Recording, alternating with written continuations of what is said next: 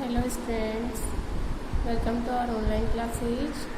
Students, today we will read SST Reformers books, second chapter, Emerging New Kingdoms, page 12.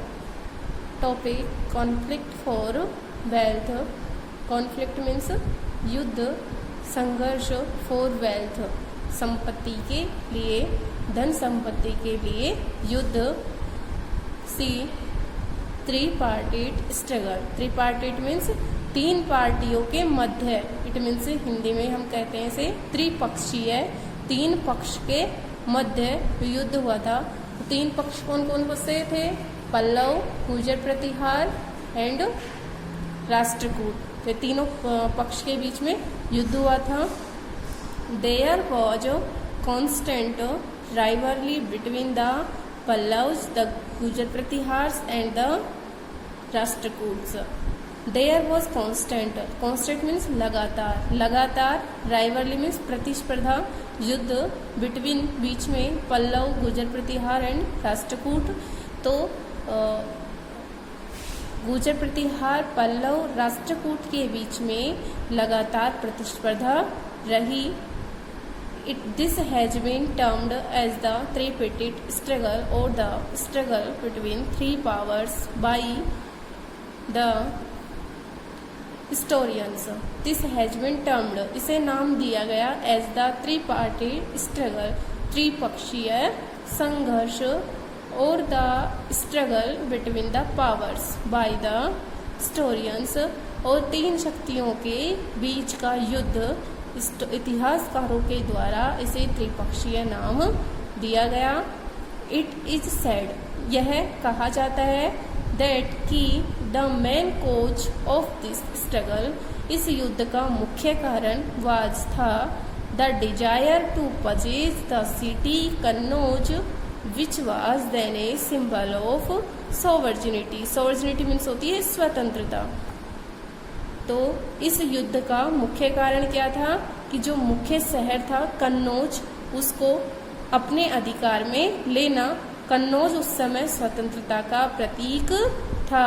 जो तीनों ये शक्तियां थी, इनके बीच में युद्ध किसको लेकर हुआ?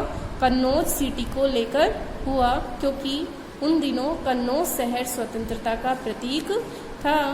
This warfare was also for the control of the fertile regions of Gangetic Valley.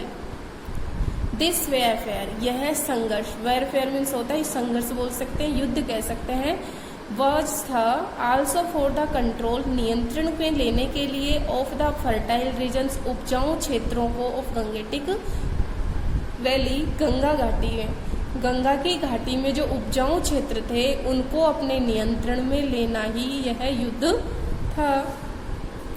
One of the prime reason for their conflict was the control over the riches beyond their own territories. One of the prime reasons, एक मुख्य कारण for their conflict, उनके युद्ध का, was the control over the riches, जो समृद्धशाली व्यक्ति थे उनको शक्तियों को नियंत्रित करना, बियॉन्ड देयर ओन टेरिटरीज, उनके क्षेत्रों के अलावा. This was possibly because the rulers needed huge wealth to enhance their military powers. This was possibly, यह संभव था, बिकॉज, क्योंकि, द रूलर्स, जो शासक थे, नीडेड, उनको आवश्यकता थी, ह्यूज वेल्थ, बड़ी संपत्ति की, टू एनहेंस, बढ़ाने के लिए, देयर मिलिट्री पावर, उनकी सैनिक शक्ति को. तो उनकी सैनिक शक्ति को, राजा जो थे उनकी सैनिक शक्ति को बढ़ाने के लिए उन्हें बहुत सी संपत्ति की आवश्यकता थी, और उस संपत्ति को पाने के लिए ही यह युद्ध लड़ा गया. Next, they also tried to demonstrate their power. They also tried, उन्होंने कोशिश की, to demonstrate, demonstrate means होता है प्रदर्शन करना या दिखाना, दिखाने की, their power, उनकी शक्ति को. जो उस समय के शासक थे उन्होंने उनकी शक्ति को दिखाने की या उनका प्रदर्शन करने की कोशिश की. And resources by building large temples, और उन्होंने बड़े मंदिर भी बनाए। हिस्टोरिकली ऐतिहासिक रूप से one of the well known ruler was Mohammad Ghazni of Afghanistan. इतिहास में ऐसा जाना जाता है कि एक महान शासक था, कौन? महमूद गजनवी। कहाँ का था? अफगानिस्तान का। He ruled from 997 to 130 AD and extended his control over parts of Central Asia। उसने सेंट्रल एशिया, मध्य एशिया के विभिन्न भागों में अपने शक्ति को बढ़ाया। और कब शासन किया? 997 से लेकर 1030 AD मतलब एनो डोमिनी ईस्वी सन तक, 997 से 1030 ईस्वी तक उसने शासन किया और अपनी शक्ति को मध्य एशिया तक बढ़ाया। ओके स्टूडेंट, आज के लिए इतना ही। नेक्स्ट हम नेक्स्ट वीडियो में रीड करेंगे। Okay, thanks.